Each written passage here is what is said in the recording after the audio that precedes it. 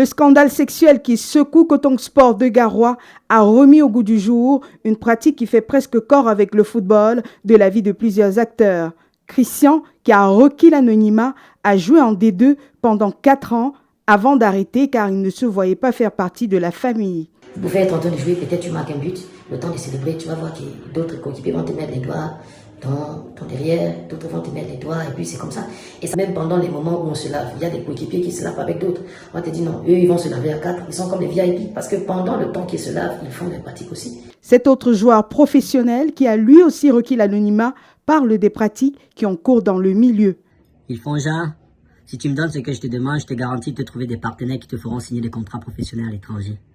Certains te disent que c'est leur fantasme.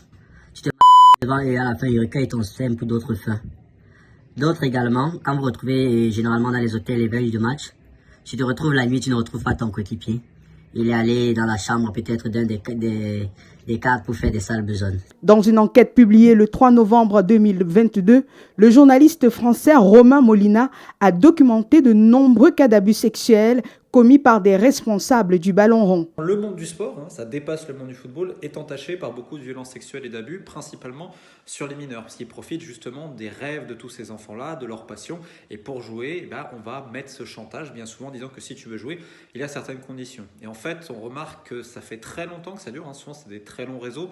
On peut penser notamment au Gabon, qui a conduit à l'incarcération de plusieurs coachs sportifs dans le taekwondo, le tennis, évidemment le football. Des dénonciations sont pourtant faites, mais il n'y a pas beaucoup de victimes ou témoins qui assument d'en parler.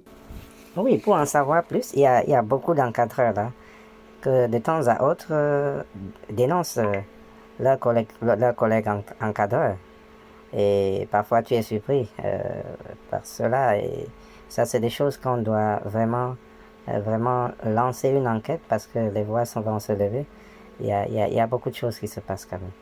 L'omerta, elle règne de deux manières. La première, c'est que beaucoup de victimes ont peur de parler. Il y a le sentiment de honte qui prédomine, notamment lorsqu'il s'agit de garçons qui ont été victimes de cela. Et deuxièmement, il y a aussi le fait que ces fédérations, souvent ces clubs sont très puissants parce qu'ils ont eux-mêmes des grandes connexions politiques. Espérons qu'avec la mise à l'écart à titre conservatoire du directeur technique de Coton Sport de Garoua, c'est peut-être une lueur d'espoir qui apparaît pour les nombreuses victimes d'abus sexuels dans le milieu du football au Cameroun.